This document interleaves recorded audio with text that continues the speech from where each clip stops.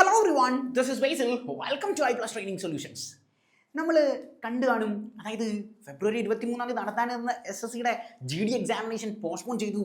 ഇനി എന്ത് എന്നൊക്കെയുള്ള കാര്യം, അതായത് നമ്മുടെ എക്സാമിനേഷൻ്റെ ഡേറ്റ് പോസ്റ്റ്പോൺ ചെയ്തു എന്ന് വിചാരിച്ച് നിങ്ങൾ ഒരിക്കലും പ്രതീക്ഷിക്കരുത് ഇത് 3-4 മാസം കഴിഞ്ഞിട്ടായിരിക്കും എക്സാം വരുന്നത് എന്നുള്ളത്. SSC ഉടനടി തന്നെ എക്സാം ഡിക്ലെയർ ചെയ്യും. അതുകൊണ്ട് പ്രധാനമായിട്ടും നിങ്ങളുടെ ടച്ച് ഒരു രീതിയിലും കളയരുത് എന്നുള്ള കാര്യം ആദ്യം തന്നെ നിങ്ങൾ ഓർമ്മിപ്പിക്കുന്നു. So what you want to do is do practice. അപ്പോൾ ഇന്ന് നമ്മൾ ചെയ്യുന്ന പാറ്റേൺ എന്ന് പറയുന്നത് PYQ സെഷൻസ് ആണ്.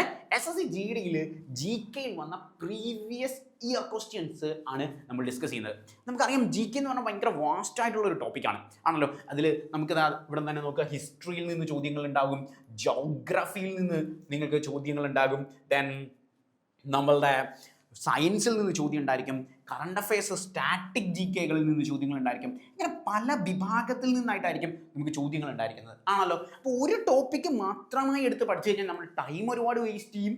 ആൻഡ് വാട്ട് ഹാപ്പൻ മീൻസ് നമ്മളുടെ ഈ പറയുന്ന ബോറടി ഭയങ്കര കൂടുതലായിരിക്കും. ഒരൊറ്റ ടോപ്പിക്ക് ഹിസ്റ്ററിയിലെ ഒരു ഡൾ ടോപ്പിക്ക് തന്നെ ഇങ്ങനെ എടുത്ത് പഠിച്ചു കഴിഞ്ഞാൽ. So what you want to do is different ആയിട്ടുള്ള ടോപ്പിക്കുകൾ മിക്സ് ചെയ്ത് പഠിക്കാൻ ശ്രമിക്കുക എന്നുള്ള പാറ്റേൺ ചെയ്യുക. അപ്പം PYQs ചെയ്യുമ്പം നിങ്ങൾക്ക് പ്രധാനമായി ശ്രദ്ധിക്കും. ഇപ്പം നിങ്ങൾ ഓൾറെഡി എല്ലാം പ്രിപ്പേർഡ് ആയിട്ട് ഇരിക്കുന്ന പിള്ളേരായിരിക്കും, അല്ലെങ്കിൽ ഫ്രഷ് ഹാൻഡ്സ് ആയിരിക്കും. ഇനി എക്സാം ക്രാക്ക് ചെയ്യാൻ പറ്റുമോ എന്നൊക്കെ ഉള്ളതായിരിക്കും നിങ്ങൾ ചിന്തിക്കുന്നത്. ബേസിക്കലി SSC GD പോലൊരു എക്സാമിനേഷൻ SSC നടത്തുന്ന ഏറ്റവും കട്ട് ഓഫ് കുറവുള്ള ഒരു എക്സാമിനേഷനാണ്. അതുകൊണ്ട് നിങ്ങൾ കൃത്യമായിട്ട് ലാസ്റ്റ് ടൈം സ്ട്രാറ്റജിയിൽ വൈറ്റ് ടോപ്പിക്കുകളിലേക്ക് പോകാതെ PYQs ചെയ്ത് പഠിക്കുന്നത് വളരെ ഇമ്പോർട്ടൻ്റ് ആയിരിക്കും എന്നുള്ള കാര്യം ഓർക്കുക. PYQs പ്രധാനമായിട്ടും ഫോക്കസ് ചെയ്യേണ്ട പാറ്റേൺ എന്ന് പറയുന്നത് ഏത് ഭാഗത്ത് നിന്നാണ് പ്രീവിയസ് ഇയർ, ഇപ്പം ജോഗ്രഫിയിൽ കഴിഞ്ഞ തവണ ചോദിച്ചിരിക്കുന്ന ചോദ്യങ്ങൾ ഹയസ്റ്റ് പീക്ക് എവിടെ നിന്നായിരുന്നു എന്നുള്ളത്. അപ്പോൾ ആ ഭാഗങ്ങൾ കൃത്യമായി എടുത്ത് പഠിക്കുക. ട്രോപ്പിക് ഓഫ് ക്യാൻസറുമായി ബന്ധപ്പെട്ട് ക്യാപിറ്റൽസ് ചോദിച്ചിട്ടുണ്ട്. ഇതെല്ലാം നമുക്ക് പ്രീവിയസ് ഇയർ ക്വസ്റ്റ്യൻസിൽ നിന്ന് മനസ്സിലാവും ഏത് ഭാഗങ്ങളിൽ നിന്നാണ് ചോദ്യങ്ങൾ വന്നിരിക്കുന്നത് എന്നുള്ളത്. അത് കൃത്യമായി ഫോക്കസ് ചെയ്യാൻ പറ്റും എന്നുള്ളൊരു അഡ്വാൻറ്റേജ് ആണ് നമുക്ക് അവിടെ കൃത്യമായി കിട്ടുന്നത്. നമ്മൾ പ്രധാനമായിട്ടും ഫോക്കസ് ചെയ്യേണ്ട ഒരു പാറ്റേൺ എന്ന് പറയുന്നത് ഈ പറയുന്ന ഏതൊക്കെ ഭാഗങ്ങളിൽ നിന്നാണ് നമ്മളുടെ ചോദ്യങ്ങൾ വന്നിരിക്കുന്നത് എന്നുള്ള കാര്യം കൃത്യമായി മനസ്സിലാക്കിക്കൊണ്ട് വേണം ഈ പാറ്റേണിലേക്ക് കൊണ്ടുപോകാൻ എന്നുള്ള കാര്യം ഓർക്കുക. വെൽ, സോ നമുക്ക് from where did we start? നമ്മൾ എവിടെ നിന്ന് സ്റ്റാർട്ട് ചെയ്യും? വെൽ, നമുക്ക് പൊളിറ്റിയിൽ നിന്ന് സ്റ്റാർട്ട് ചെയ്യാം. വെൽ, നമുക്ക് ഞാൻ ഓരോ കാറ്റഗറി, അതായത് പ്രീവിയസ് ഇയർ ക്വസ്റ്റ്യൻ പേപ്പറിൻ്റെ ഷിഫ്റ്റുകളിൽ നിന്നെല്ലാം എടുത്തിട്ട് ഓരോ കാറ്റഗറി വൈസ് ചെയ്ത് വെച്ചിട്ടുണ്ട് നിങ്ങൾക്ക്. സോ നിങ്ങൾക്ക് ബോറടിക്കാതിരിക്കാൻ വേണ്ടി നമുക്ക് ആദ്യത്തെ സെഷനകത്ത് പൊളിറ്റിയിൽ നിന്നുള്ള ചോദ്യങ്ങൾ ഡിസ്കസ് ചെയ്യാം, സയൻസിൽ നിന്നുള്ള ചോദ്യങ്ങൾ ഡിസ്കസ് ചെയ്യാം, സ്റ്റാറ്റിക് GKs ഡിസ്കസ് ചെയ്യാം, ഹിസ്റ്ററി ഡിസ്കസ് ചെയ്യാം. ഇത്രയും പാറ്റേൺ നമുക്ക് ആദ്യത്തെ ഒറ്റ വീഡിയോയിൽ തന്നെ ഡിസ്കസ് ചെയ്ത് പോകാം. സോ നമുക്ക് പൊളിറ്റിയിൽ നിന്നുള്ള ഒരു ചോദ്യ പാറ്റേണിൽ നിന്ന് തന്നെ സ്റ്റാർട്ട് ചെയ്യാൻ പറ്റും. ഏത് സ്റ്റാർട്ട് ചെയ്യണം? നമുക്ക് പൊളിറ്റിയിൽ നിന്ന് നമുക്ക് ടേം ഓഫ് ലോക്സഭ എന്ന് പറയുന്ന പാറ്റേണിൽ നിന്ന് തന്നെ സ്റ്റാർട്ട് ചെയ്യാം. Term of Lok Sabha. What do you mean by Lok Sabha? എന്താണ് ഈ ലോക്സഭ എന്ന് പറയുന്ന പാറ്റേൺ നോക്കാം. നമ്മളുടെ ഇന്ത്യയുടെ പാർലമെന്റ് എന്താണ് എന്നുള്ള കാര്യം സ്ഥിരമായി എക്സാമുകൾക്ക് ചോദിച്ചു കണ്ടാറുണ്ട്. അതായത് യൂണിഫോം പോസ്റ്റുകളുടെ ഒരു പ്രധാനപ്പെട്ട ഒരു ചോദ്യ പാറ്റേൺ ആണ് എന്താണ് പാർലമെന്റ് എന്ന് പറയുന്ന സാധനം. പാർലമെന്റ് ഓഫ് ഇന്ത്യ ആണല്ലോ. പാർലമെന്റ് എന്ന് പറയുന്ന പാറ്റേൺ എന്താണ് എന്നുള്ള കാര്യമാണ് നമ്മളോട് ചോദിക്കുന്നത്. Parliament of India. Parliament of India. ഈ പാർലമെന്റ് എന്ന് പറഞ്ഞു കഴിഞ്ഞാൽ ഇന്ത്യയിൽ ഇന്ത്യയിൽ ലോ ഉണ്ടാക്കുന്ന ഏറ്റവും ഹയസ്റ്റ് അതോറിറ്റിയെ, ഹയസ്റ്റ് ലോ മേക്കിംഗ് ബോഡിയെ നമ്മൾ വിളിക്കുന്ന പേരാണ് പാർലമെന്റ് ഓഫ് ഇന്ത്യ എന്ന് പറയുന്നത്. ഇപ്പോൾ ഇന്ത്യയിൽ നിയമം ഉണ്ടാക്കുന്ന ഏറ്റവും ഹയസ്റ്റ് ബോഡി എന്നറിയപ്പെടുന്നത് പാർലമെന്റാണ്. ഈ ഹയസ്റ്റ് ലോ മേക്കിംഗ് ബോഡിയിൽ ഉൾപ്പെടുന്നത് ആരൊക്കെയാണെന്ന് വെച്ചാൽ ഈ കാണുന്ന നമ്മുടെ Lok Sabha, Rajya Sabha and the president of India. ഇവർ 3 പേരും അടങ്ങുന്നതാണ്. ആദ്യത്തെ ഓപ്ഷനിൽ ചിലപ്പോൾ നമ്മളോട് കണ്ടിട്ടുണ്ട് പാർലമെന്റ് ഇൻക്ലൂഡ്സ് ലോക്സഭ, രാജ്യസഭ. നമ്മുടെ മനസ്സിൽ മറ്റേ ലഡു ഇട്ട് ലോക്സഭ, രാജ്യസഭ കൈ വെച്ചിട്ട് പിന്നെ നമ്മൾ നോക്കുന്ന അയ്യോ അതങ്ങനെ അല്ലായിരുന്നല്ലോ, കിടക്കുന്ന പ്രസിഡന്റ് എന്നും കൂടി. അപ്പം അതുകൂടി ഓർത്തിരിക്കണം. ലോക്സഭയും രാജ്യസഭയും പ്രസിഡന്റ് ഓഫ് ഇന്ത്യയും അടങ്ങുന്നതാണ് എന്ന് പറയുന്നത് ഈ പറയുന്ന പാർലമെന്റ് ഓഫ് ഇന്ത്യ. അപ്പം ഇന്ത്യയുടെ പാർലമെന്റ് എന്നറിയപ്പെടുന്നത് ലോക്സഭയും രാജ്യസഭയും പ്രസിഡന്റ് ഓഫ് ഇന്ത്യയും അടങ്ങുന്നതാണ്. പാർലമെന്റ് ഓഫ് ഇന്ത്യ എന്ന് പറഞ്ഞാൽ ഹയസ്റ്റ് ലോ മേക്കിംഗ് ബോഡിയാണ് എന്ന് പറഞ്ഞു. ഇന്ത്യയിൽ നിയമം നിർമ്മിക്കുന്ന ഏറ്റവും ഹയസ്റ്റ് ബോഡിയെ നമ്മൾ വിളിക്കുന്ന പേരാണ് പാർലമെന്റ് ഓഫ് ഇന്ത്യ. അപ്പോൾ ഇന്ത്യയുടെ പാർലമെന്റ് എന്ന് പറയുന്നത് ഇന്ത്യയിൽ നിയമം നിർമ്മിക്കുന്ന ഏറ്റവും ഹയസ്റ്റ് ബോഡിയാണ്. ഇതിലെ ലോകസഭയുടെ കാലാവധി എത്രയാണ് എന്നുള്ള കാര്യമാണ് അവർ ചോദിച്ചത്. ലോകസഭയുടെ കാലാവധി എന്ന് പറയുന്നത് 5 വർഷമാണ് എന്നുള്ള കാര്യം ഓർക്കുക. ടെന്യൂർ ഓഫ് ലോകസഭ, ടെന്യൂർ എന്നായിരിക്കും ചിലപ്പോൾ എക്സാമിന് ചോദിക്കുന്നത്. ടെന്യൂർ എന്ന് പറഞ്ഞാൽ കാലാവധി ആണല്ലോ. ടെന്യൂർ എന്ന് പറയുന്നത് കാലാവധിയാണ്. സോ ലോകസഭയുടെ ഇപ്പോഴത്തെ കാലാവധി എന്ന് പറയുന്നത് 5 വർഷമാണ് എന്നുള്ള കാര്യം ഓർക്കുക. 5 വർഷമാണ് ലോകസഭയുടെ ഇപ്പോഴത്തെ കാലാവധി എന്ന് പറയുന്നത്. 5 വർഷമാണ്. അതായത് 5 വർഷം കഴിയും തോറും നമ്മുടെ നാട്ടിൽ ഇലക്ഷൻസ് നടക്കാറ്. ഈ ലോകസഭ എന്ന് പറഞ്ഞാൽ എന്താ സംഭവം? ലോകസഭയിൽ എത്ര സീറ്റ് ഉണ്ട് മൊത്തം എന്ന് നമ്മളൊരു സ്ഥിരമായി എക്സാമിനേഷൻ ചോദിക്കാറുണ്ട്. ലോകസഭയിൽ എത്ര സീറ്റുകളുണ്ട്? 5, 4, 3 543 സീറ്റുകളാണ് ലോകസഭയിലുള്ളത്. ഈ 543 സീറ്റുകൾ ലോകസഭയിലുണ്ട് എന്നുള്ള കാര്യം നമ്മൾ പറഞ്ഞു. ഇതിൻ്റെ പകുതി 543 സീറ്റുകളുടെ പകുതി സീറ്റുകൾ ആർക്കാണോ കിട്ടുന്നത് അവരായിരിക്കും ഇന്ത്യ ഭരിക്കുന്നത് എന്നുള്ളതാണ് ഇന്ത്യയുടെ പ്രത്യേകത. അപ്പോൾ ഈ 543ന്റെ പകുതി ആർക്കാണോ കിട്ടുന്നത് അവരായിരിക്കും എന്ത് കിട്ടുന്നത്? ഈ പറയുന്ന ഇന്ത്യ ഭരിക്കുന്നത് എന്നുള്ളത്. 271 നമുക്ക് മാത്സിൽ കറക്റ്റായിട്ട് പാറ്റേണിൽ നോക്കി കഴിഞ്ഞാൽ കിട്ടുന്നത്. സോ 271 എന്ന് പറയുന്ന ഒരു കണക്കില്ലാത്തത് കൊണ്ട്, മനുഷ്യരില്ലാത്തത് കൊണ്ട് 272 സീറ്റുകൾ ആർക്കാണോ കിട്ടുന്നത് ഈ 272 സീറ്റുകൾ കിട്ടുന്ന ആൾക്കാർക്കായിരിക്കും ഇന്ത്യ ഭരിക്കുന്നത്. Bharatiya Janata party BJP NDA alliance ആണ്. BJPക്ക് ഒറ്റയ്ക്ക് അത്രയും സീറ്റുകൾ ഇല്ലാത്തത് കൊണ്ട് BJPയുടെ NDA അലയൻസ് എന്ന് പറയുന്ന അലയൻസ് ആണ്, നാഷണൽ ഡെമോക്രാറ്റിക് അലയൻസ് എന്ന് പറയുന്ന അലയൻസ് ആണ് എന്ത് ഭരിക്കുന്നത്? ഇന്ത്യ ഭരിക്കുന്നത്. സോ 272+ സീറ്റുകളാണ് NDA മുന്നണിക്ക് ഉള്ളത്. അതുകൊണ്ടാണ് ഇന്ത്യ ആര് ഭരിക്കുന്നത്? ഈ NDA നേതൃത്വത്തിൽ ഭാരതീയ ജനതാ പാർട്ടി BJP ഭരിക്കുന്നത്. സോ BJPയുടെ നേതാവായിരിക്കും, ലോകസഭയിലെ BJPയുടെ നേതാവായിരിക്കും ഇന്ത്യയിലെ പ്രധാനമന്ത്രി എന്ന് പറയുന്നത്. ലോകസഭയിൽ വാരണാസി എന്ന് പറയുന്ന, അതായത് സ്പിരിച്വൽ ക്യാപിറ്റൽ ഓഫ് ഇന്ത്യ, ഉത്തർപ്രദേശിലെ വാരണാസിയിലാണ് ആര് മത്സരിച്ച് ജയിച്ചത്? നമ്മളുടെ ഇന്ത്യയുടെ പ്രധാനമന്ത്രിയായ നരേന്ദ്ര ദാമോദർ ദാസ് മോഡി മത്സരിച്ച് ജയിച്ച സ്ഥലം ഉത്തർപ്രദേശിലെ വാരണാസിയിലാണ്. എന്നാൽ അദ്ദേഹം ഉത്തർപ്രദേശുകാരനാണോ? അല്ല, അദ്ദേഹം സത്യത്തിൽ ഗുജറാത്തുകാരനാണ്. ഗുജറാത്തിന്റെ മുൻ മുഖ്യമന്ത്രി കൂടിയായിരുന്നു ഇന്ത്യയുടെ ഇപ്പോഴത്തെ പ്രധാനമന്ത്രിയായ നരേന്ദ്രമോദി എന്നുള്ള കാര്യം ഓർക്കുക. അപ്പൊ ലോകസഭയിൽ ഈ നരേന്ദ്രമോദിയുടെ ഇപ്പോഴത്തെ കാലാവധി എന്ന് പറഞ്ഞാൽ 5 വർഷമാണ് ആണല്ലോ. 5 വർഷം കഴിയുമ്പോൾ അടുത്ത ഇലക്ഷൻ വീണ്ടും വരും. അപ്പൊ ഇന്ത്യൻ പ്രൈം മിനിസ്റ്ററിന്റെ കാലാവധി 5 വർഷമാണ്, ഇന്ത്യൻ പ്രസിഡന്റിന്റെ കാലാവധി 5 വർഷമാണ്, ലോകസഭയുടെ കാലാവധി 5 വർഷമാണ്, ലോകസഭയിലെ അംഗങ്ങളുടെ കാലാവധിയും 5 വർഷമാണ്. എല്ലാം 5 വർഷമാണ്. കിട്ടിയോ? ലോകസഭയുടെ കാലാവധി 5 വർഷമാണ്, ലോകസഭ മെമ്പറിന്റെ കാലാവധി 5 വർഷമാണ്, ഇനി ഇന്ത്യയുടെ പ്രധാനമന്ത്രിയുടെ കാലാവധി 5 വർഷമാണ്, ഇന്ത്യയുടെ പ്രസിഡന്റിന്റെ കാലാവധി 5 വർഷമാണ്, ഇന്ത്യയുടെ വൈസ് പ്രസിഡന്റിന്റെ കാലാവധി 5 വർഷമാണ്, ഒരു ഗവർണർ ഓഫ് സ്റ്റേറ്റിന്റെ കാലാവധി 5 വർഷമാണ്. ഓക്കെ, അപ്പൊ പിന്നെ നമ്മൾ ആദ്യം പഠിക്കേണ്ടത് എന്താണ്? 5 വർഷം കാലാവധി ഇല്ലാത്ത ആരാണ് എന്നുള്ളത് നമ്മൾ പഠിക്കണം ആണല്ലോ. കാരണം എക്സാമിന് ചോദിക്കുന്നതായിരിക്കുമല്ലോ. കാരണം ഇവരെല്ലാവരും 5 വർഷമായിട്ട് നമുക്ക് എളുപ്പത്തിൽ ഒരുമിച്ച് കണക്ട് ചെയ്ത് പഠിക്കാം. നമ്മൾ ആദ്യം ഫോക്കസ് ചെയ്യുന്നത് 5 വർഷം അല്ലാത്ത കാലാവധി ആർക്കാണ് എന്നുള്ളത്. ഞാനിവിടെ നിങ്ങളോട് പറഞ്ഞു രാജ്യസഭ എന്ന് പറയുന്ന ഒരു സാധനമുണ്ട് എന്നുള്ളത് ആണല്ലോ. ഈ രാജ്യസഭ എന്ന് പറഞ്ഞാൽ കൗൺസിൽ ഓഫ് സ്റ്റേറ്റ് എന്നറിയപ്പെടുന്നതാണ് രാജ്യസഭ. കൗൺസിൽ ഓഫ് സ്റ്റേറ്റ് എന്നറിയപ്പെടുന്ന രാജ്യസഭയാണ്. അപ്പർ ഹൗസ് എന്നറിയപ്പെടുന്ന രാജ്യസഭയാണ്. അപ്പൊ ലോകസഭ എന്താ? ലോക് എന്ന് പറഞ്ഞാൽ എന്താ? ജനങ്ങളാണ്. ഹൗസ് ഓഫ് പീപ്പിൾ എന്നറിയപ്പെടുന്ന ലോകസഭയാണ്.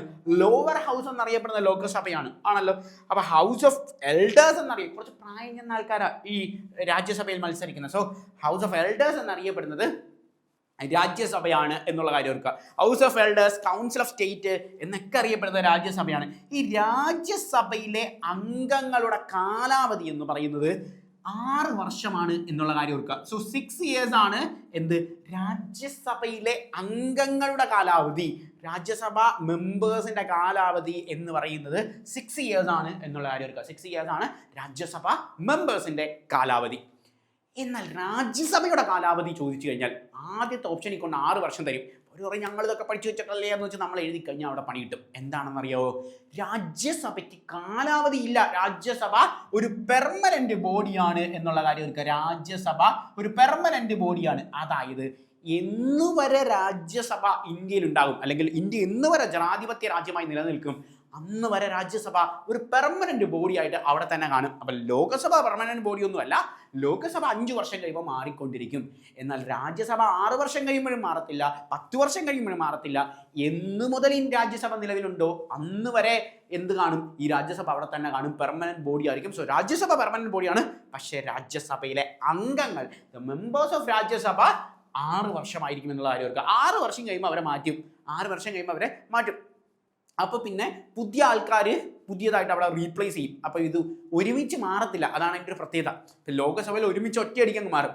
ഈ രാജ്യസഭയുടെ പ്രത്യേകത 2 വർഷം കൂടുമ്പോൾ ആണ് ഈ പറയുന്ന ആൾക്കാരെ മാറ്റിക്കൊണ്ടിരിക്കുന്നത്. 2 വർഷം കൂടുമ്പോഴാണ് ഈ പറയുന്ന ആൾക്കാരെ മാറ്റിക്കൊണ്ടിരിക്കുന്നത്. സോ ടെന്യൂർ നിങ്ങളോട് എക്സാമിന് ചോദിച്ചു കഴിഞ്ഞാൽ നിങ്ങളോട് ബേസിക് എക്സാമിനേഷൻ ആയതുകൊണ്ട് SSC GD ഒരു ബേസിക് എക്സാം ആയതുകൊണ്ട് നിങ്ങൾ ഈ 2 വർഷത്തിന്റെ കൺഫ്യൂഷനിങ് ഫാക്ട്സ് ഒന്നും നോക്കണ്ട. അതൊക്കെ SSC CGL-ലേക്ക് കയറി ചോദിക്കുന്ന ചോദ്യങ്ങളാണ്. ഓക്കെ, നിങ്ങൾ ഇത്രയും മാത്രം ഓർത്താൽ so tenure of Rajya Sabha it is A permanent body. Rajya Sabha അംഗങ്ങളുടെ കാലാവധി എത്രയാണെന്ന് ചോദിച്ചാൽ 6 വർഷമാണ് എന്നുള്ള കാര്യം ഓർക്കുക. അപ്പോൾ 6 വർഷമാണ് രാജ്യസഭ അംഗങ്ങളുടെ കാലാവധി. പ്രസിഡന്റിന്റെ കാലാവധി നമ്മൾ ഓൾറെഡി പറഞ്ഞു 5 വർഷമാണ്. ഹൗസ് ഓഫ് എൽഡേഴ്സ് എന്നറിയപ്പെടുന്ന രാജ്യസഭയാണ്. അപ്പർ ഹൗസ് എന്നറിയപ്പെടുന്ന രാജ്യസഭയാണ്. കൗൺസിൽ ഓഫ് സ്റ്റേറ്റ് എന്നറിയപ്പെടുന്നത് രാജ്യസഭയാണ്. എന്നാൽ ലോകസഭയാണ് ഹൗസ് ഓഫ് പീപ്പിൾ എന്നറിയപ്പെടുന്നത് ലോകസഭയാണ്. ലോവർ ഹൗസ് എന്നറിയപ്പെടുന്നതും ലോകസഭ തന്നെയാണ് എന്നുള്ള കാര്യം ഓർക്കുക. സോ രാജ്യസഭയുടെ ചെയർമാൻ പദവി അലങ്കരിക്കുന്നത് എല്ലായ്പ്പോഴും ഇന്ത്യയുടെ വൈസ് പ്രസിഡന്റ് ആണ് എന്നുള്ള കാര്യം ഓർക്കുക. ആരാണോ ഇന്ത്യയുടെ വൈസ് പ്രസിഡന്റ് അദ്ദേഹം തന്നെ ആയിരിക്കും രാജ്യസഭയുടെ ചെയർമാൻ പദവി അലങ്കരിക്കുന്ന വ്യക്തി. ചെയർമാൻ എന്ന് പറഞ്ഞു കഴിഞ്ഞാൽ നമ്മളിപ്പം ക്ലാസ്സിലേക്ക് ഇരിക്കുമ്പോൾ ക്ലാസ് ടീച്ചർ ഇരിക്കുന്ന സ്ഥലത്ത് ക്ലാസ് ടീച്ചർ ഇരിക്കും, ബാക്കി എല്ലാ കുട്ടികൾ ഇരിക്കുന്ന സ്ഥലത്താണ് ഈ രാജ്യസഭ മെമ്പേഴ്സ് ഇരിക്കുന്നത്. സോ രാജ്യസഭയുടെ ചെയർമാൻ പദവി അലങ്കരിക്കുന്ന വ്യക്തി, രാജ്യസഭയുടെ ചെയർമാൻ എന്ന് പറയുന്നത് എല്ലായ്പ്പോഴും ഇന്ത്യയുടെ വൈസ് പ്രസിഡന്റ് ആണ് എന്ന് നമ്മൾ പറഞ്ഞു. സോ വൈസ് പ്രസിഡന്റ് ആയിരിക്കും രാജ്യസഭയുടെ ചെയർമാൻ എന്ന് പറയുന്നത്. CP രാധാകൃഷ്ണനാണ് ഇപ്പോഴത്തെ ഇന്ത്യയുടെ വൈസ് പ്രസിഡന്റ്. CP രാധാകൃഷ്ണനാണ്. സോ രാജ്യസഭയുടെ ചെയർമാൻ ആരാണ് എന്ന് ചോദിച്ചാലും CP രാധാകൃഷ്ണൻ തന്നെയാണ് എന്നുള്ള കാര്യം ഓർക്കുക. ഇനി ലോകസഭയുടെ സ്പീക്കർ എന്ന് പറയുന്ന പദവി അലങ്കരിക്കുന്ന വ്യക്തി എന്ന് പറയുന്നത് ഓം ബിർളയാണ്. ഇങ്ങനെ ഓർത്താൽ മതി. ലോകസഭ സ്പീക്കർ പദവി അലങ്കരിക്കുന്ന വ്യക്തി ആരാണ് എന്ന് ചോദിച്ചു കഴിഞ്ഞാൽ ഓം ബിർളയാണ്. സോ ഇപ്പോഴത്തെ ലോകസഭയുടെ സ്പീക്കർ പദവി അലങ്കരിക്കുന്നത് ഓം ബിർളയാണ് എന്നുള്ള കാര്യം ഓർക്കുക. ഓം ബിർളയാണ് ഇപ്പോഴത്തെ ലോകസഭ സ്പീക്കർ പദവി അലങ്കരിക്കുന്നത്. ഓം ബിർളയാണ് എന്നുള്ളതായിരുന്നു. സോ ഓം ബിർളയാണ് ഇപ്പോഴത്തെ ലോകസഭയുടെ സ്പീക്കർ പദവി അലങ്കരിക്കുന്നത്. ഓം ബിർളയാണ് എന്നുള്ള കാര്യം ഓർക്കുക. ഇനി മിസ്റ്റേക്ക് ആവില്ലല്ലോ. സോ ലോകസഭ സ്പീക്കർ പദവി അലങ്കരിക്കുന്നത് ഓം ബിർളയാണ്. ഡീൽ. അപ്പം നമുക്ക് പൊളിറ്റിയിൽ നിന്ന് നമ്മളൊരു ചോദ്യം നോക്കി. ഇനി നമുക്ക് അടുത്തൊരു സെഷനിൽ നിന്നൊരു ചോദ്യം കൂടി നോക്കാം. പൊളിറ്റിയിൽ നിന്നൊരു ചോദ്യം ഉണ്ടായിരുന്നു. അടുത്ത നമുക്ക് സയൻസിൽ നിന്ന് ഒരു ചോദ്യം ചോദിക്കാം. വിറ്റാമിനുമായി ബന്ധപ്പെട്ട പാറ്റേൺ എന്താണ്? ഞാൻ പറഞ്ഞു PYQs ചെയ്യുമ്പോൾ നമുക്ക് കിട്ടുന്ന പാറ്റേൺ എന്താണ് എന്നുള്ള കാര്യമാണ് നമ്മൾ നോക്കുന്നത് ആണല്ലോ. വിറ്റാമിനുമായി ബന്ധപ്പെട്ട് നമ്മൾ നോക്കുന്ന പാറ്റേൺ ആണല്ലോ വിറ്റാമിനുമായി ബന്ധപ്പെട്ട പാറ്റേൺ. എക്സാമിന് സ്ഥിരമായി ചോദിക്കുന്ന ഒരു മേഖലയാണ് വിറ്റാമിൻ നന്നായി പഠിച്ചു പോകുക എന്നുള്ളതാണ്. PYQs ചെയ്യുമ്പോൾ നമുക്ക് കിട്ടുന്ന ഒരു അഡ്വാൻറ്റേജ് എന്താണെന്ന് കൂടി ഓർക്കുക. ഇപ്പം നിങ്ങൾക്ക് കഴിഞ്ഞ പ്രീവിയസ് ഇയറിൽ SSC ചോദിച്ച ചോദ്യങ്ങളാണ് നമ്മൾ ഈ ചെയ്യുന്ന പാറ്റേൺ. നിങ്ങൾക്ക് ഇതിനകത്ത് ആൻസർ കിട്ടുന്നില്ല എന്ന് വിചാരിക്കാം. ഇപ്പോൾ എക്സാമ്പിൾ പറഞ്ഞു കഴിഞ്ഞാൽ നമ്മൾ നേരത്തെ നോക്കിയതുപോലെ പൊളിറ്റിയിൽ നിന്നൊരു ചോദ്യം ചോദിച്ചിട്ട് നിങ്ങൾക്കത് മനസ്സിലായില്ല, ആ മേഖലയിൽ നിന്നുള്ള ചോദ്യം കിട്ടുന്നത്. ഇപ്പോൾ ലോകസഭയുമായി ബന്ധപ്പെട്ട നിങ്ങൾക്ക് ചോദ്യം മനസ്സിലായില്ലെങ്കിൽ അതിൻ്റെ അർത്ഥം നിങ്ങൾക്ക് ഇന്ത്യയുടെ പാർലമെൻറ്റുമായി ബന്ധപ്പെട്ട സെഷൻസ് കൃത്യമായി അറിയില്ല എന്നുള്ളതാണ്. അപ്പോൾ നിങ്ങൾ എന്ത് ചെയ്യണം? പാർലമെൻറ്റ് കൃത്യമായി പഠിച്ചു വെക്കുക. ലോകസഭയുമായി ബന്ധപ്പെട്ട പാറ്റേൺ എന്താണ് എന്നുള്ള കാര്യം കൃത്യമായി പഠിച്ചു വെക്കുക. ഇനി നിങ്ങൾ ഈ പറയുന്ന വിറ്റാമിനുമായി ബന്ധപ്പെട്ട പാറ്റേൺസിൽ നിങ്ങൾക്ക് ചോദ്യങ്ങൾ കിട്ടുന്നില്ല, വിറ്റാമിനുമായി ബന്ധപ്പെട്ട ചോദ്യ പാറ്റേണുകളിൽ നിന്ന് വിറ്റാമിൻ്റെ ഉത്തരം കിട്ടുന്നില്ല എന്ന് വെച്ചോ, അതിൻ്റെ അർത്ഥം വിറ്റാമിനുമായിട്ടുള്ള ചോദ്യങ്ങൾ നിങ്ങൾക്ക് കൃത്യമായി മനസ്സിലാകുന്നില്ല എന്നുള്ളതാണ്, അല്ലെങ്കിൽ കൃത്യമായി അറിയുന്നില്ല എന്നുള്ളതാണ് നിങ്ങൾ പ്രധാനമായും നോക്കേണ്ടത്. അത് കൃത്യമായി ഫോക്കസ് ചെയ്ത് പഠിക്കുക എന്നുള്ളതാണ് നമ്മുടെ അടുത്ത task. So vitamin from sunlight, ഇതാണ് ചോദ്യം. സൂര്യപ്രകാശത്തിൽ നിന്ന് കിട്ടുന്ന വിറ്റാമിൻ ഏതാണ് എന്നുള്ള ചോദ്യമാണ് അവർ ചോദിച്ചിരിക്കുന്നത്. സൺലൈറ്റിൽ നിന്ന് നമുക്ക് കിട്ടുന്ന വിറ്റാമിൻ ഏതാണ് എന്നുള്ളതാണ്. Vitamin A, B, C, D ആണല്ലോ. So vitamin A, B, C, D എന്ന് പറയുന്ന പാറ്റേണുകളാണ് നമുക്ക് ഈ പറയുന്ന ഈ വിറ്റാമിൻ എന്ന് പറയുന്ന കോൺസെപ്റ്റിൽ നിന്ന് നമുക്ക് കിട്ടിയിരിക്കുന്ന ചോദ്യ പാറ്റേൺ. സോ വിറ്റാമിൻ C ആണോ, D ആണോ, A ആണോ, B ആണോ, നമുക്ക് സൂര്യപ്രകാശത്തിൽ നിന്ന് കിട്ടുന്ന വിറ്റാമിൻ എന്നുള്ള കാര്യമായിരുന്നു അവർ ചോദിച്ചിരിക്കുന്നത്. സൂര്യപ്രകാശത്തിൽ നിന്ന് ഏത് വിറ്റാമിനാണ് നമുക്ക് കിട്ടുന്ന പാറ്റേൺ എന്നുള്ള കാര്യമായിരുന്നു അവർ നമ്മളോട് ചോദിച്ചിരിക്കുന്നത് ആണല്ലോ. നമ്മൾ എങ്ങനെയായിരിക്കും പ്രധാനമായിട്ടും വിറ്റാമിൻ്റെ ചോദ്യങ്ങൾ കണ്ടുവരുന്നത് എന്നുള്ള കാര്യം കൂടി നമുക്ക് നോക്കാം. അതായത് വിറ്റാമിൻ A, വിറ്റാമിൻ Bയുടെ ഡെഫിഷ്യൻസി എന്താണ്, വിറ്റാമിൻ Cയുടെ ഡെഫിഷ്യൻസി എന്താണ്, വിറ്റാമിൻ Dയുടെ ഡെഫിഷ്യൻസി എന്താണ് എന്നൊക്കെയുള്ള കാര്യങ്ങളെല്ലാം നമുക്ക് എക്സാമിനേഷൻ ക്വസ്റ്റ്യൻ ചോദിക്കും. അല്ലെങ്കിൽ ഞാനിപ്പോൾ പറഞ്ഞ പോലെ സൺലൈറ്റിൽ നിന്ന് കിട്ടുന്ന വിറ്റാമിൻ എന്താണ്, ഇന്ന ഫുഡ് ഐറ്റത്തിൽ നിന്നുള്ള വിറ്റാമിൻ ഏതാണ്, ഇങ്ങനെയും നമുക്ക് പല രീതിയിൽ ചോദ്യങ്ങൾ ചോദിക്കും. അപ്പോൾ ഈ ചോദ്യം എന്ന് പറയുന്നത് സൺലൈറ്റിൽ നിന്നുള്ള വിറ്റാമിൻ ഏതായിരുന്നു എന്നുള്ള കാര്യമായിരുന്നു നമ്മളോട് ചോദിച്ചിരിക്കുന്നത്. സൺലൈറ്റ് വിറ്റാമിൻ ഏതാണ് എന്നുള്ള കാര്യം ഏതാണ് നിങ്ങൾ തന്നെ പറയാം. സൺലൈറ്റ് വിറ്റാമിൻ എന്ന് പറയുന്ന വിറ്റാമിൻ ഏതാണ് എന്നുള്ള കാര്യം നമ്മളോട് ആദ്യം പാറ്റേൺസ് നമുക്ക് നോക്കാം. വിറ്റാമിൻ ഏത് സാധനമാണ് സൺലൈറ്റിൽ നിന്ന് കിട്ടുന്നത്? വിറ്റാമിൻ D ആണ്. സൺലൈറ്റിൽ നിന്ന് നമുക്ക് കിട്ടുന്ന വിറ്റാമിൻ എന്ന് പറഞ്ഞാൽ വിറ്റാമിൻ D ആണ്. നമുക്ക് കുട്ടിക്കാലം പോലെ അറിയാവുന്ന പാറ്റേൺ ആണല്ലോ. വിറ്റാമിൻ ഡി ആണ് എന്ത് സൺലൈറ്റിൽ നിന്ന് കിട്ടുന്ന വിറ്റാമിൻ എന്ന് പറഞ്ഞാൽ വിറ്റാമിൻ ഡി ആണ്. സെറ്റ്. ഇനി നമ്മളോട് ചോദിക്കും എന്ത് ഈ പറയുന്ന വിറ്റാമിൻ ഡിയുടെ ഡെഫിഷ്യൻസി മൂലം എന്ത് അസുഖമാണ് നമുക്ക് വരുന്നത് എന്ന് ചോദിക്കും. വിറ്റാമിൻ ഡിയുടെ ഡെഫിഷ്യൻസി മൂലം നമുക്കുണ്ടാകുന്ന അസുഖം ഏതാണ് എന്നുള്ളതായിരിക്കും നമ്മളോട് ചോദിക്കുന്നത്. വിറ്റാമിൻ ഡിയുടെ ഡെഫിഷ്യൻസി മൂലം നമുക്കുണ്ടാകുന്ന അസുഖത്തിൻ്റെ പേര് റിക്കറ്റ് എന്നാണ് എന്നുള്ള കാര്യം ഓർക്കുക. അപ്പോൾ റിക്കറ്റ് എന്ന് പറയുന്ന ഡിസീസാണ് എന്ത് നമുക്ക് വിറ്റാമിൻ ഡിയുടെ ഡെഫിഷ്യൻസി മൂലം ഉണ്ടാകുന്ന അസുഖമാണ് റിക്കറ്റ്. എങ്ങനെ ഓർത്തിരിക്കാം ഈ പാറ്റേൺ? അതായത് വിറ്റാമിൻ ഡിയുടെ ഡെഫിഷ്യൻസി മൂലം ഉണ്ടാകുന്ന അസുഖം ആണ് റിക്കറ്റ് എന്നുള്ള കാര്യം നമുക്ക് എങ്ങനെ ഓർത്തിരിക്കാം എന്നുള്ള കാര്യം നമുക്ക് നോക്കാം. അതായത് നമുക്കറിയാം സാധാരണഗതിയിൽ നമ്മൾ ക്രിക്കറ്റ് കളിക്കാൻ പോകുമ്പോൾ അമ്മ പറയും ഭയങ്കര വെയിലാണ്, നീ ഇപ്പോൾ കളിക്കാൻ പോകണ്ട എന്ന് പറയും ആണല്ലോ. ക്രിക്കറ്റ് കളിക്കാൻ പോകുമ്പോൾ പറയും വെയിലാണ്, ഇപ്പോൾ കളിക്കാൻ പോകണ്ട എന്ന് പറയും ആണല്ലോ. അപ്പം നമ്മൾ പറയുന്നത് അമ്മയെ ക്രിക്കറ്റ് കളിച്ചാൽ വെയിൽ കൊണ്ട് കഴിഞ്ഞാൽ എന്ത് കിട്ടും? വിറ്റാമിൻ ഡി കിട്ടും അമ്മയെ, വിറ്റാമിൻ ഡി കിട്ടും. ക്രിക്കറ്റ് കളിച്ച് കഴിഞ്ഞാൽ വെയിലത്ത് ക്രിക്കറ്റ് കളിച്ച് കഴിഞ്ഞാൽ എന്ത് കിട്ടും? വിറ്റാമിൻ ഡി കിട്ടും എന്നൊക്കെ പറഞ്ഞാണ് നമ്മൾ പോകുന്നത്. സോ വിറ്റാമിൻ ഡി ആണ് എന്ത് സൺലൈറ്റിൽ നിന്ന് വരുന്നത് നമുക്കറിയാം. സൺലൈറ്റിൻ്റെ ഡെഫിഷ്യൻസി മൂലം ഉണ്ടാകുന്ന അസുഖം നമുക്ക് ക്രിക്കറ്റ് അവിടെ നിന്ന് കിട്ടും റിക്കറ്റ് എന്ന് പറയുന്നത്. സോ റിക്കറ്റ് ആണ് വിറ്റാമിൻ ഡിയുടെ ഡെഫിഷ്യൻസി മൂലം ഉണ്ടാകുന്ന അസുഖം എന്ന് പറയുന്നത് റിക്കറ്റ് ആണ്. ഇനി തെറ്റിപ്പോകരുത്. സോ റിക്കറ്റ് ആണ് വിറ്റാമിൻ ഡിയുടെ ഡെഫിഷ്യൻസി മൂലം ഉണ്ടാകുന്ന അസുഖം. അപ്പോൾ നമ്മൾ സയൻസിൽ നിന്നൊരു ചോദ്യം നോക്കി. ഇനി നമുക്ക് എന്ത് നോക്കണം? ഇനി നമുക്ക് സ്റ്റാറ്റിക് ആയിട്ടുള്ള ഒരു ചോദ്യ പാറ്റേൺ അല്ലെ കറണ്ട് അഫയേഴ്സ് എന്ന് പറയുന്ന ഭാഗത്തിൽ നിന്നൊരു ചോദ്യം നോക്കാം. കറണ്ട് അഫയേഴ്സ്, സ്റ്റാറ്റിക് GK എന്നൊക്കെ പറയുന്ന പാറ്റേണിലുള്ള പ്രത്യേകത നമ്മൾ കൃത്യമായിട്ട് നമ്മളെ CA അപ്ഡേറ്റ് ചെയ്യുക എന്നുള്ള പാറ്റേൺ ആണ് നോക്കുന്നത്. CA അപ്ഡേറ്റ് ചെയ്യുക, കറണ്ട് അഫയേഴ്സ് അപ്ഡേറ്റ് ചെയ്യുക എന്നുള്ളതാണ് നമ്മളിവിടെ പ്രധാനമായി ഫോക്കസ് ചെയ്യുന്ന പാറ്റേൺ. അല്ലെങ്കിൽ സ്റ്റാറ്റിക് ആയിട്ടുള്ള ചോദ്യങ്ങൾ കാണും. ഒളിമ്പിക്സുമായി ബന്ധപ്പെട്ടത് കറണ്ട് അഫെയറുമായി ബന്ധപ്പെട്ട ചോദ്യമായിരുന്നു. ISRO എന്ന് പറയുന്നത് നമ്മുടെ സ്റ്റാറ്റിക് ആണ്. National animal, defence minister of India, first women president, ഇങ്ങനെയുള്ള ഭാഗങ്ങളിൽ നിന്നൊക്കെ ആയിരിക്കും നമ്മളോട് ചോദ്യങ്ങൾ ചോദിക്കുന്നത് എന്നുള്ള കാര്യം ഓർക്കുക. നമുക്കപ്പം പ്രധാനമായിട്ടും കറണ്ട് അഫെയർ സെഷനിൽ നമ്മൾ പ്രധാന ഫോക്കസ് കൊടുക്കേണ്ടത് ഇന്ത്യയുടെ ക്യാബിനറ്റ് മിനിസ്ട്രിയാണ്. ഇന്ത്യയുടെ ക്യാബിനറ്റ് മിനിസ്ട്രിയിൽ നിന്ന് സ്ഥിരമായി ചോദ്യങ്ങൾ ചോദിക്കും എന്നുള്ളതാണ് പ്രത്യേകത. ക്യാബിനറ്റ് മിനിസ്ട്രി ഞാൻ ഡീറ്റെയിൽ ആയിട്ട് ക്യാബിനറ്റ് മിനിസ്ട്രീസ് പറഞ്ഞു തന്നിട്ടുണ്ട്. സോ ക്യാബിനറ്റ് മിനിസ്ട്രിയുമായി ബന്ധപ്പെട്ട പാറ്റേണുകളിൽ നിന്ന് എക്സാമിന് സ്ഥിരമായി ചോദ്യങ്ങൾ ഉണ്ടാകും എന്നുള്ള കാര്യം ഓർക്കുക. അവിടെ തന്നെ നമ്മൾ പ്രധാനമായും ഫോക്കസ് ചെയ്യേണ്ട പാറ്റേൺ ഓരോ ക്യാബിനറ്റ് മിനിസ്റ്റേഴ്സ് ഏതൊക്കെയാണ് എന്നുള്ള കാര്യം കൃത്യമായി നോക്കുക. നിങ്ങൾ കേരളത്തിൻ്റെ മിനിസ്റ്റേഴ്സ് എന്താണ് എന്ന് പഠിക്കണോ, അല്ലെങ്കിൽ തമിഴ്നാടിൻ്റെ മിനിസ്റ്റേഴ്സ് എന്താണെന്ന് പഠിക്കണോ? വേണ്ട. കാരണം നമ്മൾ എഴുതുന്നത് ഒരു നാഷണൽ ലെവൽ എക്സാമിനേഷനാണ്. സ്റ്റാഫ് സെലക്ഷൻ കമ്മീഷൻ എന്ന് പറഞ്ഞാൽ നാഷണൽ ലെവൽ എക്സാമിന് വരുന്ന ഒരു എക്സാമാണ്. കേരള PSCക്ക് നിങ്ങൾ പഠിക്കുകയാണെങ്കിൽ നിങ്ങൾ ഈ പറഞ്ഞ കേരളത്തിൻ്റെ ഫിനാൻസ് മിനിസ്റ്റർ ആണെങ്കിൽ കേരളത്തിൻ്റെ ഹോം മിനിസ്റ്റർ ആരാണ് എന്നൊക്കെയുള്ള ചോദ്യം പഠിക്കണം. പക്ഷേ ഇവിടെ നിങ്ങൾ കേരളവുമായി ബന്ധപ്പെട്ട ഹോം മിനിസ്റ്ററോ ഫിനാൻസ് മിനിസ്റ്ററോ പഠിച്ചിട്ട് ഒരു കാര്യവുമില്ല. കാരണം അതൊന്നും എക്സാമിന് ചോദിക്കില്ല. അപ്പോൾ എക്സാമിനെ അറിഞ്ഞ് പഠിക്കുക എന്നുള്ളത് വളരെ പ്രധാനപ്പെട്ടതായതുകൊണ്ട് നമ്മൾ ഡിസ്കസ് ചെയ്യുന്നത് ഇന്ത്യയുടെ ക്യാബിനറ്റ് മിനിസ്ട്രിയാണ്. നമുക്കറിയാം ക്യാബിനറ്റിൻ്റെ തലവൻ എന്നറിയപ്പെടുന്നത്, ക്യാബിനറ്റിൻ്റെ അധ്യക്ഷൻ എന്നറിയപ്പെടുന്നത് ഇന്ത്യയുടെ പ്രൈം മിനിസ്റ്ററാണ്.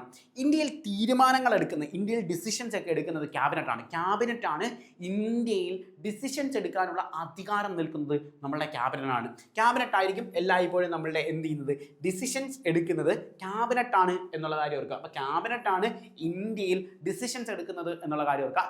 ക്യാബിനറ്റിൻ്റെ ഹെഡ് എന്നറിയപ്പെടുന്നത്, നമ്മുടെ ക്യാബിനറ്റിൻ്റെ ഹെഡ് എന്നറിയപ്പെടുന്ന ആരാണ്? ഇന്ത്യയുടെ ഡിഫൻസ് മിനിസ്റ്റർ, ഇന്ത്യയുടെ പ്രൈം മിനിസ്റ്ററാണ് ക്യാബിനറ്റിൻ്റെ ഹെഡ് എന്നറിയപ്പെടുന്നത്. അപ്പം ക്യാബിനറ്റിൻ്റെ ഹെഡ് എന്ന് പറയുന്നത് എപ്പോഴും ഇന്ത്യയുടെ പ്രൈം മിനിസ്റ്ററാണ്. പ്രൈം മിനിസ്റ്ററുടെ തീരുമാനം അനുസരിച്ചായിരിക്കും ക്യാബിനറ്റ് മുൻപോട്ട് പോകുന്നത്. ക്യാബിനറ്റിൻ്റെ ഹെഡ് പ്രൈം മിനിസ്റ്റർ ആയിരിക്കും. ഇവിടെ നമ്മളോട് ചോദിച്ചിരിക്കുന്നത് ഡിഫൻസ് മിനിസ്റ്റർ ആരാണ് എന്നുള്ളതാണ്. ഓപ്ഷൻസ് നമുക്ക് നോക്കാം. രാഹുൽ ഗാന്ധി, നരേന്ദ്രമോദി, അമിത് ഷാ, രാജ്നാഥ് സിംഗ്, എല്ലാം നമുക്ക് അറിയാവുന്ന ആൾക്കാരായിരിക്കും. ഓപ്ഷൻസിൻ്റെ പ്രത്യേകതയും അങ്ങനെയാണ്. ഓപ്ഷനുകൾ നമ്മളെ തരുന്നത് നമ്മളെ കൺഫ്യൂസ് അടിപ്പിക്കാൻ വേണ്ടിയാണ് ഓപ്ഷൻസ് നമുക്ക് തരുന്നത് എന്നുള്ള കാര്യം കൂടി ഓർക്കുക. അതായത് നമ്മളെ ചതിക്കുക, നമ്മളെ പറ്റിക്കുക എന്നുള്ളൊരു ലക്ഷ്യം കൂടി ഓപ്ഷൻസിന് ഉണ്ട് എന്നുള്ള കാര്യം ഓർക്കുക. So defence minister of India എന്നറിയപ്പെടുന്ന രാഹുൽ ഗാന്ധി, നരേന്ദ്രമോദി, അമിത് ഷാ, രാജ്നാഥ് സിംഗ്. ആദ്യം ഞാൻ ആൻസർ പറയാം, എന്നിട്ട് നമുക്കത് കണക്ട് ചെയ്ത് വെക്കാം. നമ്മൾ മറന്നു പോകാതിരിക്കാൻ നിങ്ങൾ എപ്പോഴും പഠിക്കുമ്പോൾ കണക്റ്റും കൂടി ചെയ്ത് വെക്കണം. രാജ്നാഥ് സിംഗ് ആണ് ഇന്ത്യയുടെ ഡിഫൻസ് മിനിസ്റ്റർ എന്നറിയപ്പെടുന്നത്. സോ ഇന്ത്യയുടെ ഡിഫൻസ് മിനിസ്റ്റർ, പട്ടാള മന്ത്രി എന്നറിയപ്പെടുന്ന വ്യക്തി എന്ന് പറയുന്നത് രാജ്നാഥ് സിംഗ് ആണ്. എങ്ങനെ നമ്മൾ ഓർത്തിരിക്കും രാജ്നാഥ് സിംഗ് ആണ് ഇന്ത്യയുടെ ഡിഫൻസ് മിനിസ്റ്റർ എന്നുള്ള കാര്യം? എങ്ങനെയാണ് നമുക്ക് എളുപ്പത്തിൽ ഓർത്തിരിക്കാൻ സാധിക്കുന്നത്?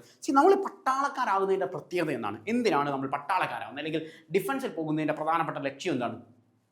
രാജ്യത്തിൻ്റെ സുരക്ഷയ്ക്ക് വേണ്ടിയാണ് നമ്മൾ പട്ടാളത്തിൽ ചേരുന്നത് അല്ലെങ്കിൽ ഡിഫൻസിൽ ചേരുന്നതിൻ്റെ പ്രധാനപ്പെട്ട ലക്ഷ്യം എന്ന് പറഞ്ഞാൽ രാജ്യത്തിൻ്റെ സുരക്ഷയാണ്. രാജ്യത്തിൻ്റെ സുരക്ഷ, രാജ്യത്തിൻ്റെ സുരക്ഷ, രാജ്നാഥ് സിംഗ് ആണ് ഡിഫൻസ് മിനിസ്റ്റർ ഓഫ് ഇന്ത്യ എന്നറിയപ്പെടുന്നത് രാജ്നാഥ് സിംഗ് ആണ്. അപ്പോൾ ഡിഫൻസ് മിനിസ്റ്റർ ഓഫ് ഇന്ത്യ എന്നറിയപ്പെടുന്നത് രാജ്നാഥ് സിംഗ് ആണ് എന്നുള്ള കാര്യം ഓർക്കുക. അപ്പോൾ ആരാണ് ഈ അമിത് ഷാ? അമിത്ഷായെ നിങ്ങൾക്ക് അറിയാം. അമിത്ഷാ ഇന്ത്യയിലെ ഏറ്റവും പ്രധാനപ്പെട്ട വ്യക്തിയാണ്. BJPയുടെ ഭാരതീയ ജനതാ പാർട്ടിയുടെ മുൻ പ്രസിഡന്റ് കൂടിയായിരുന്നു. BJPയുടെ പ്രധാനപ്പെട്ട നേതാവാണ്. രാഷ്ട്രീയ ചാണക്യൻ എന്നൊക്കെ അറിയപ്പെടുന്ന വ്യക്തി കൂടിയാണ് ഈ പറയുന്ന അമിത്ഷാ എന്ന് പറയുന്നത്. ഇന്ത്യയുടെ ഹോം അഫയേഴ്സ് മിനിസ്റ്ററാണ് അമിത്ഷാ. അമിത്ഷായുടെ മകനെ നിങ്ങൾക്കറിയാം.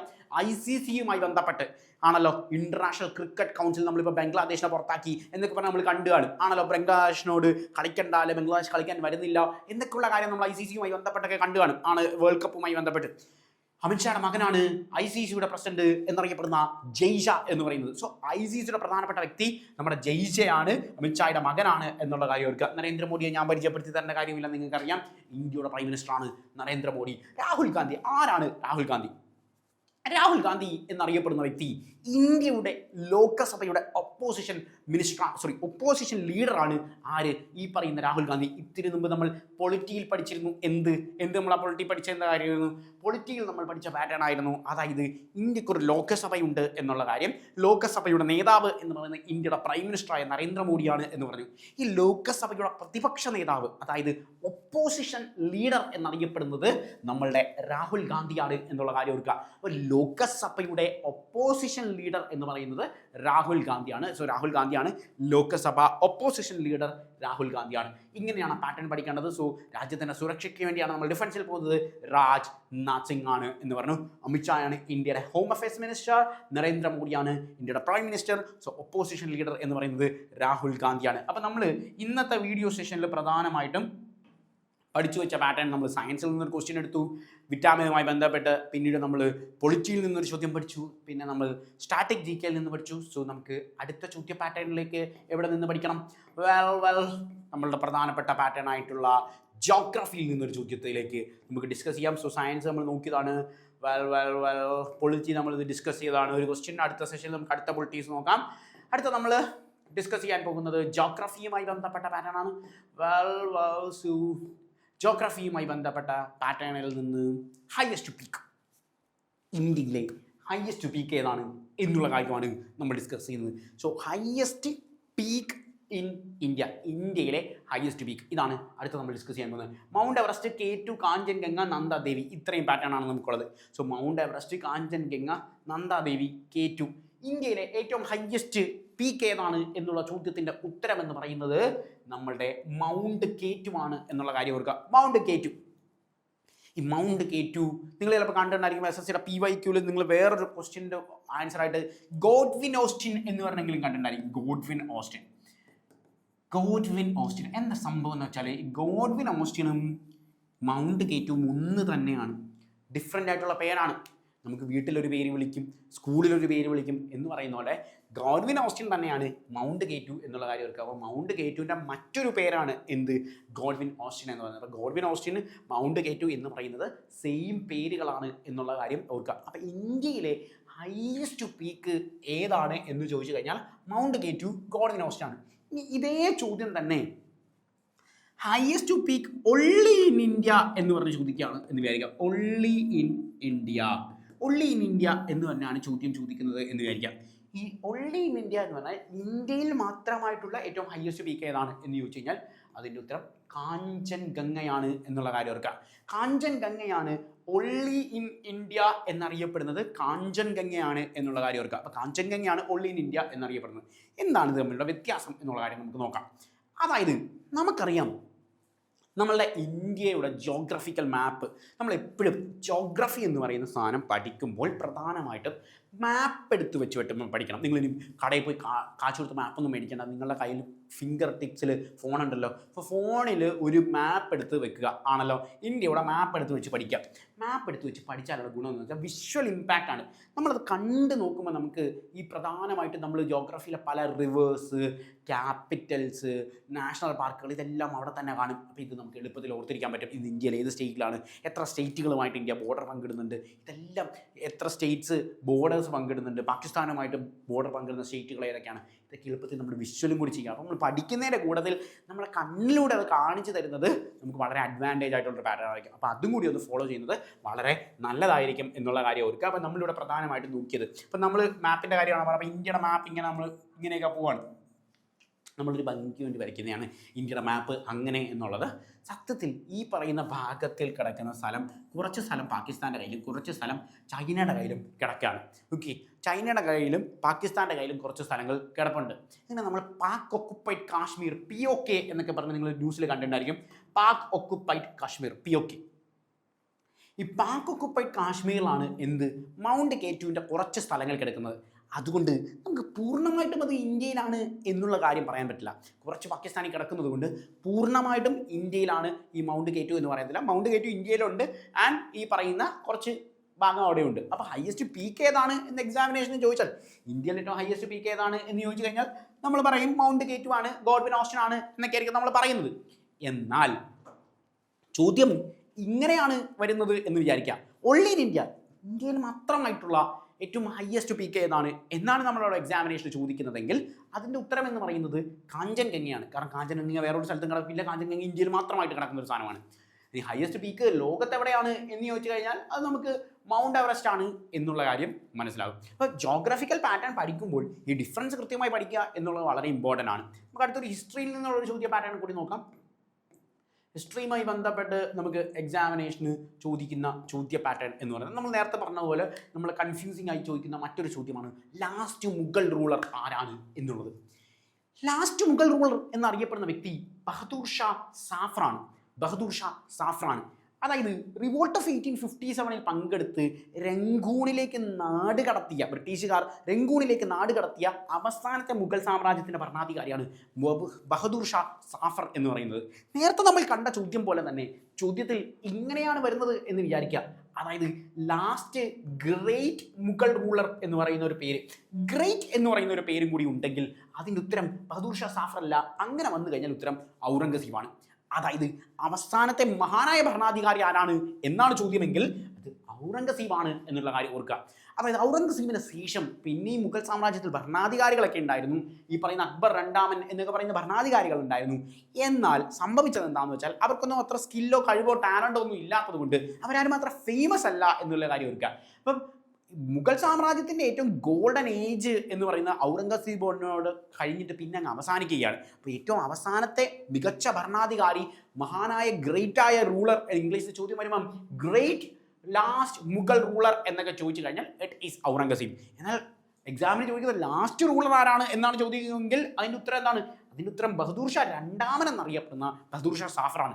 അതായത് 1526 സ്റ്റാർട്ട് ചെയ്ത മുഗൾ എംപയർ അവസാനിക്കുന്നത് 1857 1857 മുഗൾ എംപയർ അവസാനിക്കുന്നത് എന്നുള്ള കാര്യം വെക്കുക. 1857 മുഗൾ എംപയർ അവസാനിക്കുന്നത് ഞാൻ പറഞ്ഞു റിവോൾട്ട് ഓഫ് 1857 ബഹദൂർ ഷാ സാഫർ എന്നറിയപ്പെടുന്ന ബഹദൂർ ഷാ രണ്ടാമൻ പങ്കെടുക്കുകയാണ്. ബഹദൂർ ഷാ രണ്ടാമൻ പങ്കെടുത്തത് ഇതിൻ്റെ പ്രായമൊക്കെ ആയിരുന്നു. അതുകൊണ്ട് ബ്രിട്ടീഷുകാർ അവരെ കൊന്നു കളഞ്ഞില്ല, പക്ഷേ രംഗൂണിലേക്ക് ഇദ്ദേഹത്തിൻ്റെ നാട് കടത്തി. അതുകൊണ്ട് എക്സാമിനേഷന് നമ്മളോട് ചോദിക്കും ഈ പറയുന്ന ബഹദൂർ ഷാ സാഫർ അല്ലെങ്കിൽ ബഹദൂർ ഷാ രണ്ടാമൻ എന്ന് പറയുന്ന അവസാനത്തെ മുഗൾ ഭരണാധികാരിയെ ബ്രിട്ടീഷുകാർ ഏത് സ്ഥലത്തേക്കാണ് നാട് കടത്തിയത് എന്ന് ചോദിച്ചു കഴിഞ്ഞാൽ അദ്ദേഹത്തെ രംഗൂണിലേക്കാണ് നാട് കടത്തിയത് എന്നുള്ള കാര്യം ഓർക്കുക.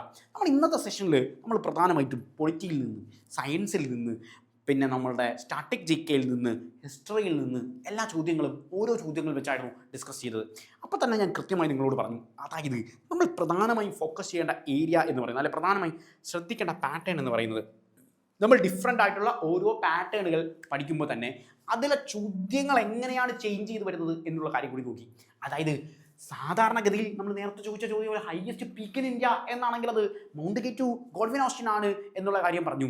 എന്നാൽ ഒള്ളി ഇൻ ഇന്ത്യ, ഒള്ളി എന്ന ഒറ്റ വാക്ക് അധികമായി കയറി വരുമ്പോൾ അത് കാഞ്ചൻജംഗ ആകുന്നത് എങ്ങനെയാണ് എന്നുള്ള കാര്യം കൂടി നമ്മൾ കണ്ടു. ഇനി വിറ്റാമിനെ കുറിച്ച് നമ്മൾ പഠിച്ചപ്പോൾ സൺലൈറ്റിൽ നിന്ന് വിറ്റാമിൻ D കിട്ടും എന്നുള്ള കാര്യം പറഞ്ഞു. എന്നാൽ എന്താണ് അതിനെ അഭാവത്തിൽ ഏത് അസുഖമാണ് ഉണ്ടാകുന്നത് എന്ന് പറഞ്ഞപ്പോൾ റിക്കറ്റ് എന്ന് പറയുന്ന അസുഖമാണ് ഉണ്ടാകുന്നത് എന്നുള്ള കാര്യം നമുക്കവിടെ മനസ്സിലായി. നമ്മൾ കറണ്ട് അഫയേഴ്സ് സെഷൻസിൽ നിന്ന് ക്യാബിനറ്റ് മിനിസ്റ്ററിയെ കുറിച്ച് പഠിച്ചപ്പം ഡിഫൻസ് മിനിസ്റ്റർ പാറ്റേണും ഹോം അഫയേഴ്സ് മിനിസ്റ്റേഴ്സും എങ്ങനെയാണ് കയറി വരുന്നത് എന്നുള്ള കാര്യം കണ്ടു. അവസാനം നമ്മൾ ഈ പറയുന്ന നമ്മളുടെ ഹിസ്റ്ററി പാറ്റേണിൽ മുഗൾ റൂളേഴ്സിൻ്റെ ഗ്രേറ്റ് മുഗൾ റൂളറും സാധാ റൂളറും തമ്മിലുള്ള വ്യത്യാസവും ഡിസ്ക്രൈബ് ചെയ്ത് പഠിച്ചു. So previous year question papers പഠിക്കുന്നതിൻ്റെ അഡ്വാൻറ്റേജ് ആണ് നമ്മൾ നോക്കിയത്. So do practice, that's all. Thank U.